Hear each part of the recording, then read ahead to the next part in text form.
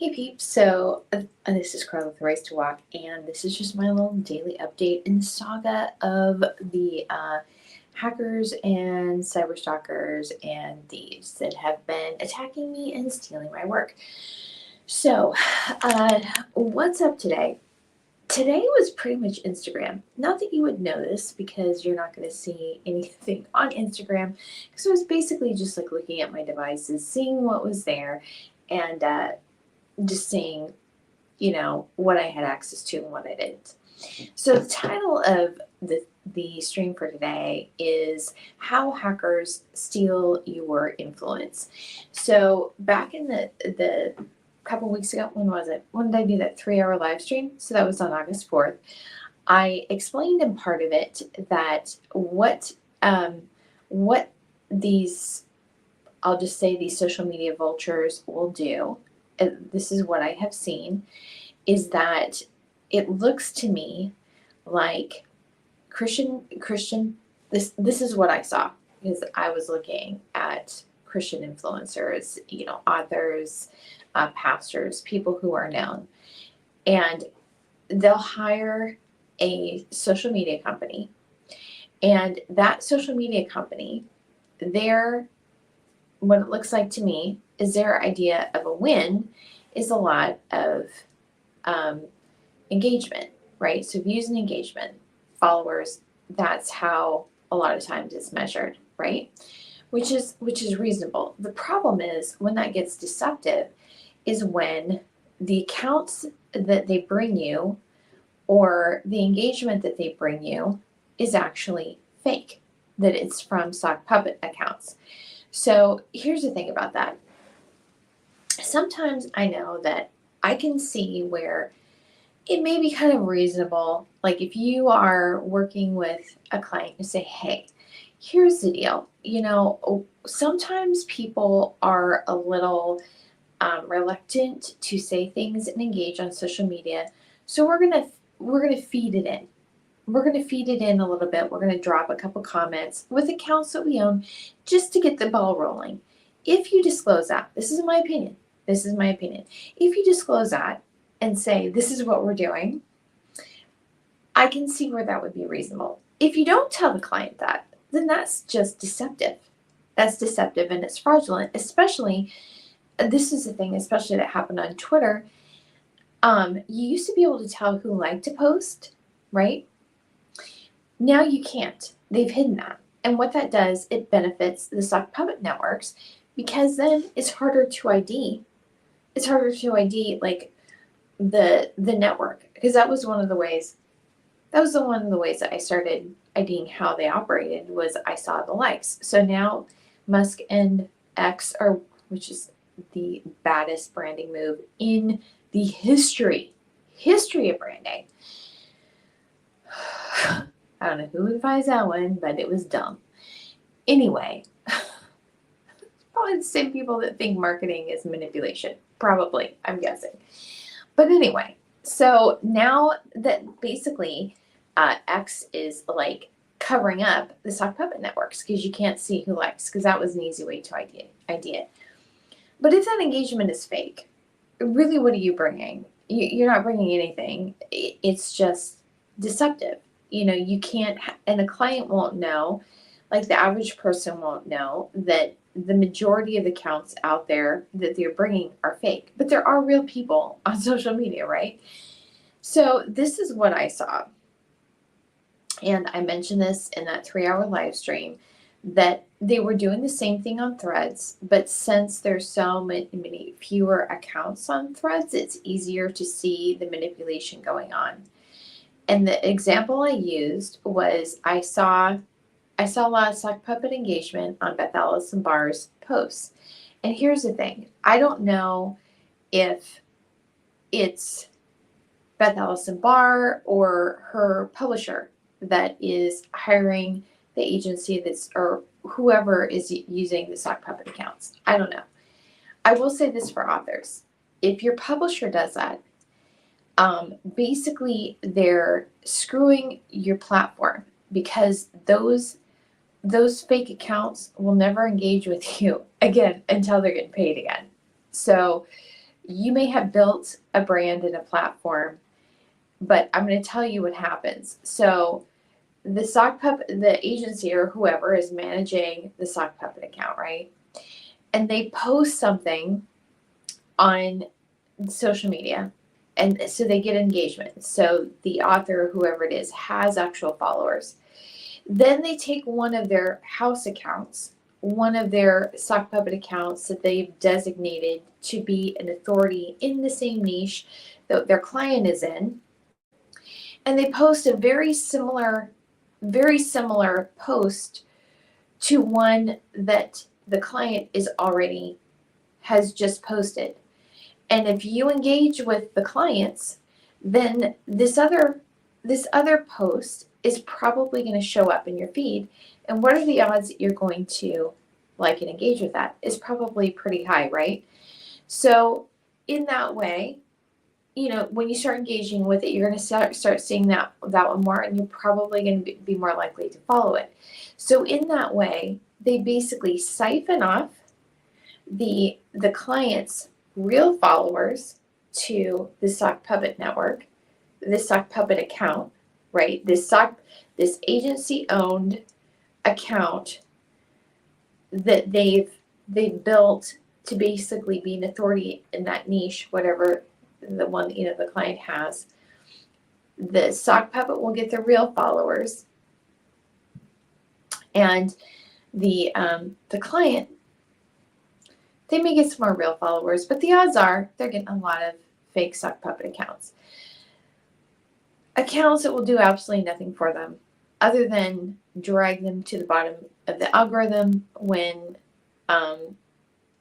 the paycheck stops for the agency, so they're no longer engaging.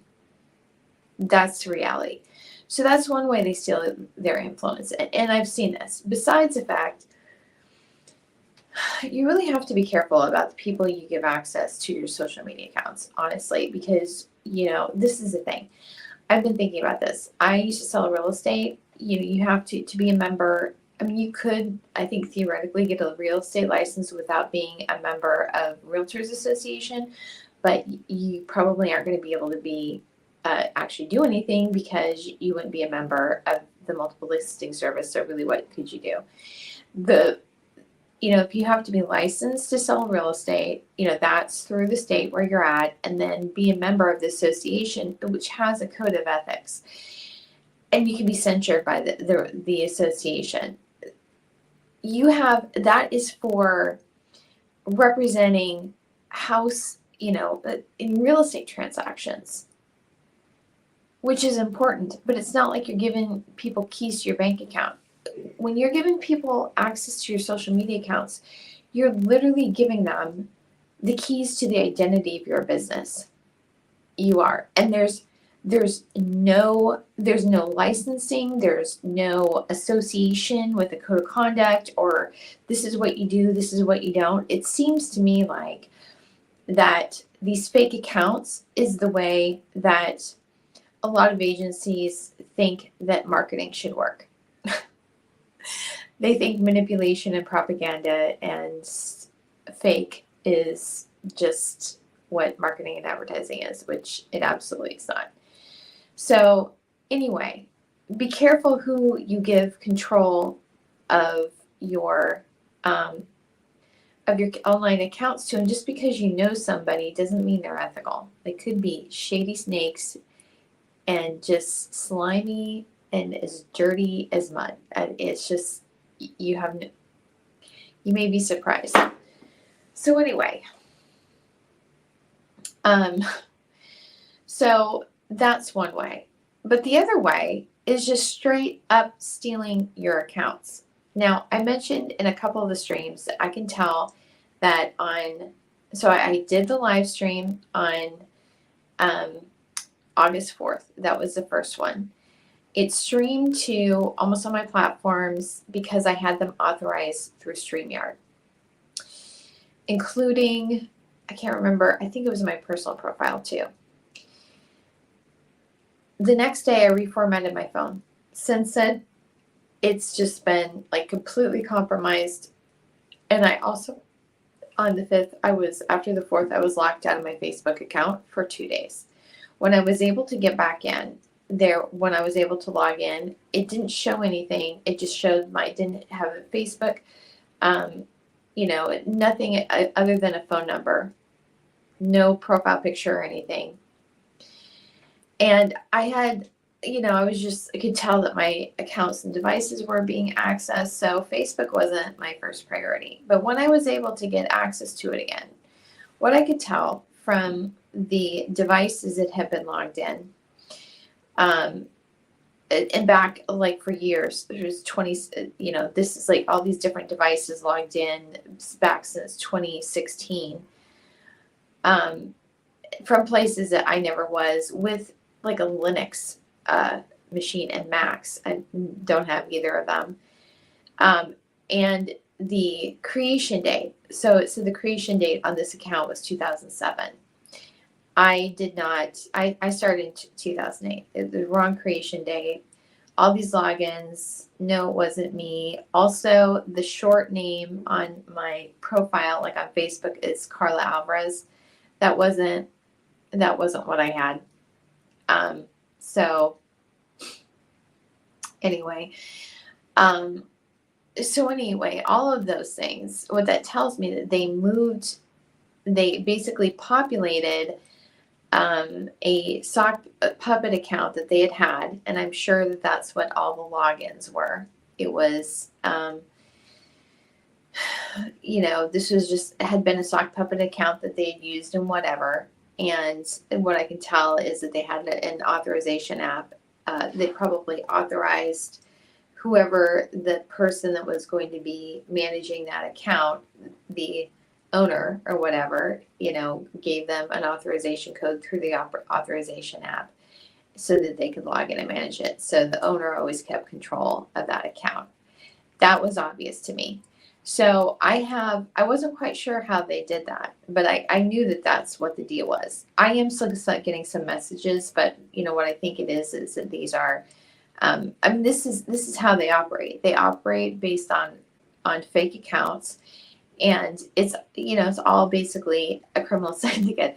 So here's the thing, just so we're clear, just because this is how some people do business, doesn't mean it's legal. All that I'm describing right now, hacking accounts, like my Race to Walk site has been sabotage and search, all of that, the intellectual property theft, all of that is illegal. It's a crime. Just because that's how you do business, that's the only way you know how to operate, doesn't mean it's legal. So anyway, so I had known that, and I've been getting some messages on Messenger, and it's like, yeah, I know that this is a chap, like, this is somebody like mimicking somebody I have conversations with fairly regularly through Facebook Messenger. Just FYI, the person that you're faking the messages through, crap is a word I use. It's not a word that person would use. And the person that we're having a conversation with supposedly would remember the details that you asked. So that was an obvious tell. They just do. They think they're better at mimicking than they are. They are. But anyway, so the other way is, I think they did. I'm not quite sure. I have to investigate this.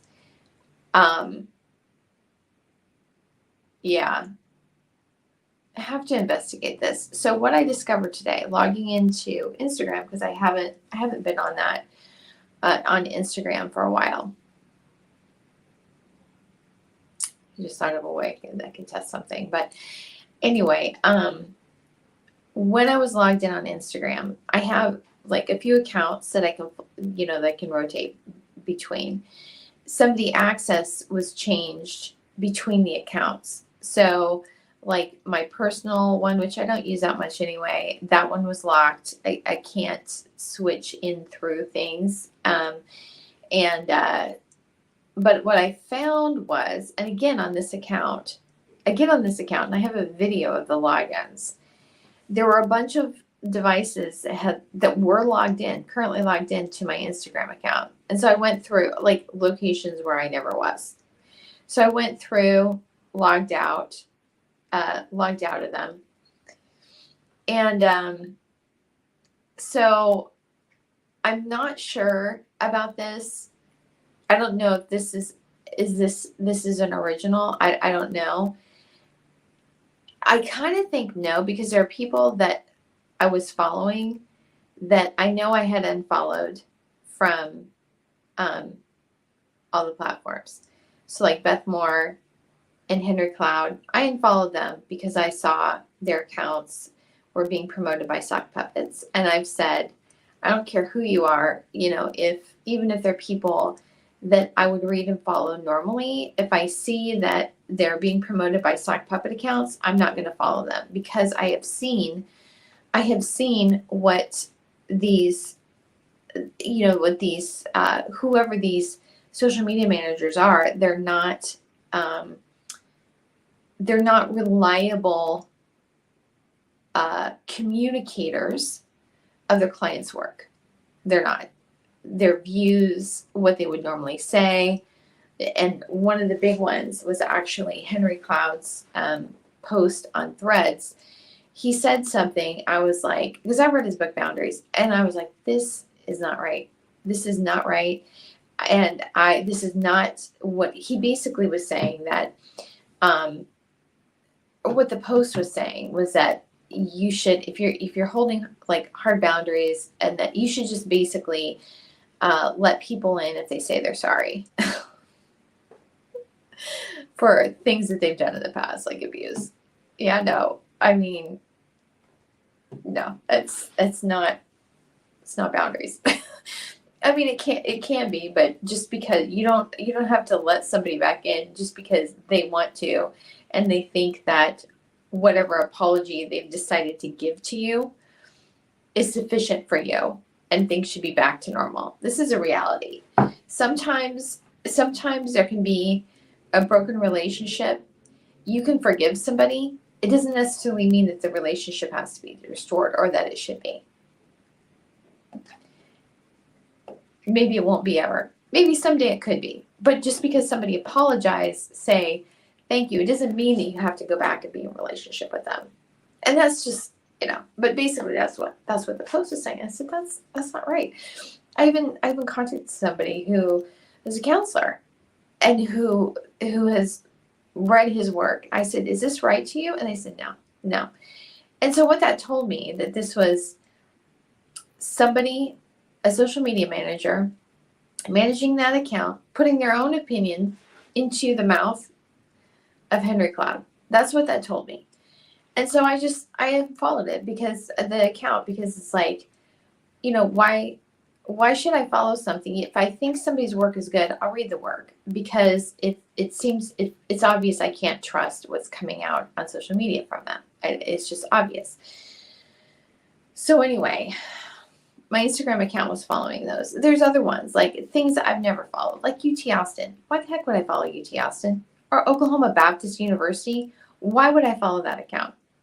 Why would I follow that account? I wouldn't. I have no connection to Oklahoma. No connection at all. I mean, there's things that I just would never, that I know I've unfollowed people, and that I would never, no reason for me to follow in the first place. So what I discovered as I was going into Instagram, like in the account manager, that through Instagram, they actually make it easy for them to hack and hijack your account, because there's an option. I should have got the screenshot of this. There's an option where you can transfer your activity posts and everything to another account, Facebook and Instagram. So just using the way Meta's set up, they can transfer your stuff over. They can transfer your stuff over to, like they did on Facebook, to a fake account. And then all you have is, like, who knows if the people you're connected to are actually people accounts or people they could be complete doppelgangers. They could be fake accounts for these people. So you're surrounded by all this fakeness and no actual connection. So here's the thing. All of this is illegal. And I've gotten, this is the thing,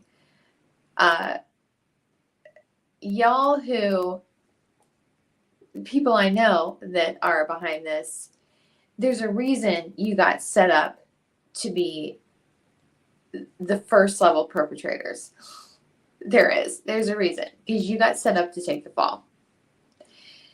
And actually, if you think that I wouldn't take whatever remedies that are legally available to counteract that, you really never knew me. You never knew me. So, and I tried to give warning. I didn't try. I did give warnings multiple times. It wasn't because I didn't know that there was sabotage and shady things going on. It was just, I was saying, hey, this is obvious. Maybe pull back from it. And I guess y'all thought you were slicker than you are, but you're not. So, I mean, just the logins themselves, it really shows like who the clients are. And I have a video of that, and I think that's pretty easy to just go down and say, go to these companies and organizations and say, hey, like, who's been managing your social media for the past 7-8 years? And even some of them are public agencies. That's a matter of public record. So really, really not that smart at all. But anyway, so that's some of the ways that they steal your influence, because I'm looking at this and I'm thinking, who knows? Like, the followers that I have on this account now, on the Instagram account now, they're about like where I was at before. The people I was following was less, I think, because I think I had been following more people. But here's the deal. So if you haven't followed me on Instagram, the handle is still Race to Walk. They can change those things. But anyway, I unfollowed a ton of people, and I think I'm following 35 right now. And those are just things that I know I followed in the past, that even if they are promoted by shady social media companies, I probably will want to follow them anyway. And there are a few that I'm hoping are actual people that I followed to begin with. That's what I'm hoping. If I find out not, then whatever. But anyway, so as far as Facebook, it really irritates me because I have a lot of photos up there. And the other thing that makes it super obvious about Facebook is that the groups, it's kind of interesting because I can see that the groups that I'm in, because obviously they have control over those groups, and the ones that I'm not. Yeah, I still do want my original account back because it has a lot of photos. But as far as like interacting on it, honestly, like a lot of the people that I'm connected to are probably fake accounts anyway, so who cares? And so this is where I'm at. Like, if you know me personally, or and you're watching this, I do actually want to interact with you on social media. I just don't want fake accounts. So you can contact me. Like, I'm hoping you could contact me through my phone. I don't know, but my email address is racetowalk@proton.me for the Race to Walk account. But for Instagram specifically, when I started with that, I was just doing Bible studies, on Instagram Live. That's how I started. I'm going to start doing those again. I'm not going to tell you when I'm going to do it, because what I've noticed is that when they know that I have something planned, then they try to sabotage it. So you can follow me at Race to Walk. Just make sure you like follow for notifications, because I'm just gonna like pop on and do Bible studies, and I'm not gonna do it on like a regular schedule or advance notice, because then they'll just be set up to target it. So anyway, and then also if I unfollowed you, it's just that I do, and you're like a real person, an actual account. I do want to, and you want to interact with me, great, but just let me know let me know it's you, and that's actually your account, because I do want to interact with people I know and people that are like-minded. I just don't want to interact with fake accounts. And yeah, so anyway, oh yeah, I found out that they sabotaged my my Race to Walks page too. I think I still have access to this, but they've changed some of the settings. Now the text is in Polish. Again, all these things, all the sabotage and stuff, that's illegal. So, and like I said, y'all aren't as slick as you think you are, and left like a messy trail all over the place. So anyway, that is what's going on, and my update for today. So I'm going to be restreaming this to my other platforms, and again, if you'd like to donate or help. Oh wait. Oh yeah. So I'll just repeat what I said before. I changed the homepage of my website so that I'm highlighting these videos that I'm doing, and I'm also highlighting the posts that drive them crazy. These posts related to Ted Cruz and some local politics, which to me tells me who's behind it ultimately. And then also these posts about faith, what praying for a revival looks like, who is Jesus to you, and how to find God. So the how to find God, like I said, before they sabotaged my site, that was consistently ranking in the top 5 results in Google. Sometimes it was even number 1. Who is Jesus to you? It's interesting because the results show differently on different search engines. So in Chrome, now it's coming up more, but other Google powered searches, it will be like, I did a search on one yesterday, and it was probably like page, like scrolling down, it was probably like page 3 or 4 before, and that was using who is Jesus to you, Race to Walk in the title in the search. And that's how much they've sabotaged my search, which again, that's actually illegal. Deliberate sabotage like that is actually a crime. And people think that they can do whatever they want and there's no accountability. But anyway, so it's kind of interesting to me that one, who is Jesus to you, because I talk about